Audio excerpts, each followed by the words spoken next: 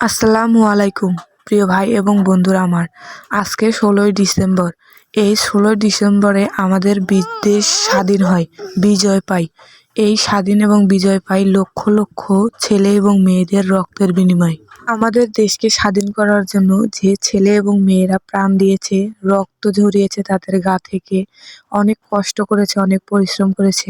আসুন এই দিনে আমরা তাদের জন্য এক ওয়াক্ত নামাজ পড়ি, যেন তারা যেখানেই থাকুক না কেন ভালো থাকে, জান্নাতবাসী হয় এবং আল্লাহ তাদেরকে শহীদি মরণ হিসেবে জান্নাতে নিয়ে যায় এবং তারা যেন ওই পারেও সুখে শান্তিতে থাকে।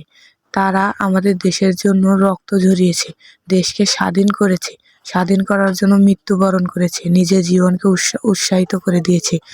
তো বন্ধুরা, আসুন আমরা ৫ ওয়াক্ত নামাজ পড়ি, তাদের জন্য একটু দোয়া করি, যেন তারা ওপারেও সুখে থাকে, শান্তিতে থাকে, আল্লাহ যেন তাদের